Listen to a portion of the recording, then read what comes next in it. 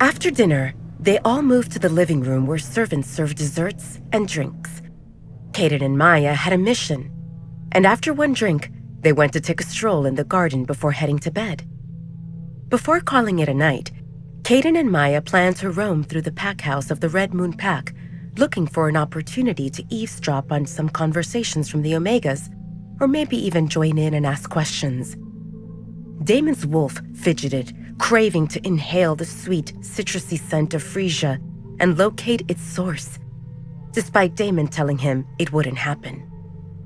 After an unknown measure of time, Damon stood up abruptly. "I will retire for the night." Everyone looked at Damon with obvious confusion on their faces, but Damon pretended not to notice. He turned to Alpha Edward. "I hope that after breakfast we can continue our discussion from this afternoon." Without waiting for Alpha Edward to respond, Damon went to his room. He opened the window of his room and took a deep breath. "Damn it! What's wrong with me?" "You know what's wrong, and you know how to fix it," his wolf responded. "Why are you resisting? This is a fight you can't win." Damon rubbed his face forcibly. He knew that his wolf told him to find Talia, aka the girl with the coppery-colored hair. But Damon had no intention of succumbing to this temptation. Damon was a stubborn guy who needed to be in control. He always hated when someone tried to manipulate him. And this time, his own nature made him feel and do strange things. He would not give in. "May I come in?" Damon swiftly turned toward the door to see Marcy peeking in. He wondered if she even knocked, but even if she did, he probably wouldn't have noticed. He never felt this distracted. What if that was an enemy? Damon would be a sitting duck. That copper-haired girl already caused him to be weak, and he didn't even acknowledge their mate bond.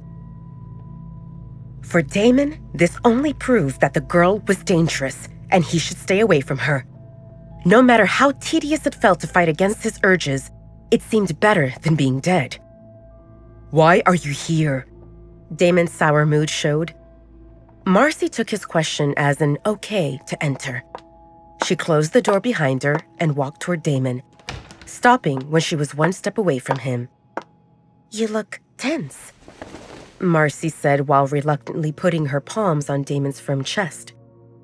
"I can help you relax." Damon's lips lifted into a half smirk. "And how would you do that?" Marcy licked her lips while remembering the velvety texture of him in her mouth. She wanted to caress him with her tongue. "I know that nothing is confirmed, but technically we are engaged." Damon observed her fingers as they moved slightly. She felt him out over the thin fabric of his shirt. He noticed the big ring on her right middle finger, an oval-shaped ruby with small diamonds surrounding it. One more luxurious accessory that matched the style of the Redmayne family. Damon looked at her almond-shaped blue eyes, straight nose, and full lips, and he confirmed that she objectively appeared attractive. "Don't do anything you will regret later," his wolf growled. "Stay out of this," Damon spat back. His wolf snorted. "You will regret this." And then he retracted to the back of Damon's mind. Damon felt his wolf's anger and dejection, but he decided to ignore it. Unaware of the conversation Damon had with his wolf, Marcy inched closer to Damon, and she smiled seductively. "I can..." Before Marcy could finish her sentence, Damon's hand landed on the back of her head, and he pulled her closer for a kiss. His tongue plundered her mouth mercilessly. No one ever kissed her like that. Even with a kiss, Damon exerted his dominance, letting her know what it meant to face an alpha and making her heady in the process. She had no idea at what point they reached the bed. They sank in the mattress with Damon on top, and Marcy gasped for air for a brief moment before Damon sealed her lips again with his. His touch lacked gentleness or care. Damon vented his frustration as he searched for a way to release the tension that suffocated him, and the scent of Marcy's arousal hit him hard. Marcy's mind spun in a tizzy. She felt his hand work up her thigh with urgency, all the way to her hip, where he found the edge of her panties, and she jolted when he ripped them in one swift move. Damon's hand moved toward the cradle of her thighs, and she moaned into his mouth. Marcy snapped from her stupor and grabbed his hand. She found nothing wrong with touching and petting, but she felt that Damon would not stop at that. Not before. Damon growled in frustration when he realized that Marcy changed her mind. What happened with, "We are technically engaged"?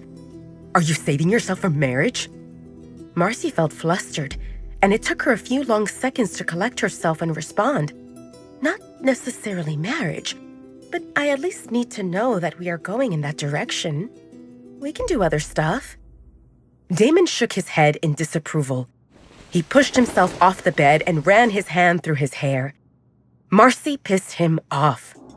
She came on to him and then she stopped him, and now she listed conditions? Who did she think she was? What kind of game did she play? Get out. Marcy didn't get it. She clarified things she willingly would do, and he told her to get out? What?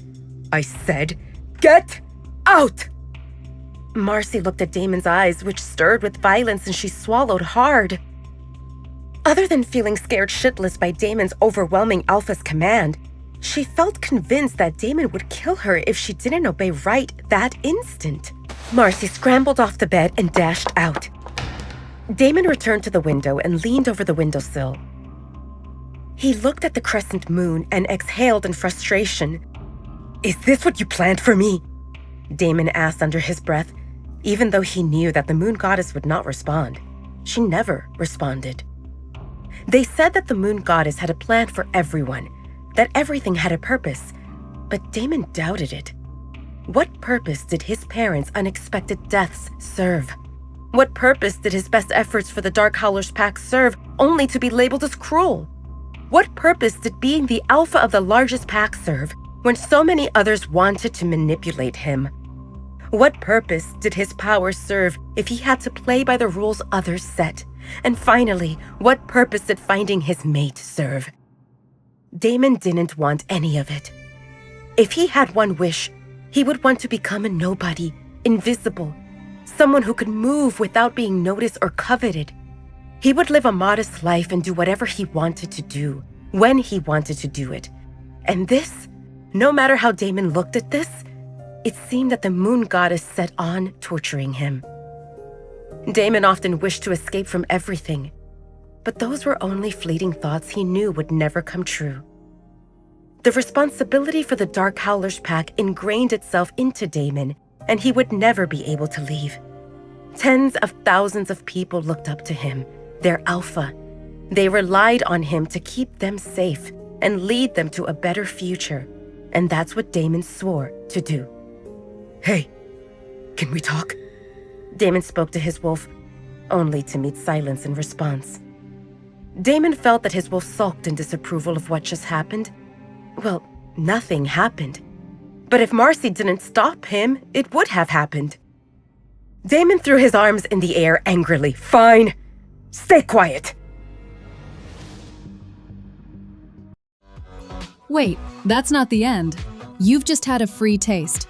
Now get the full story on the Pocket FM app, link in description. Check out our next video and playlist, and don't forget to like, share, and subscribe.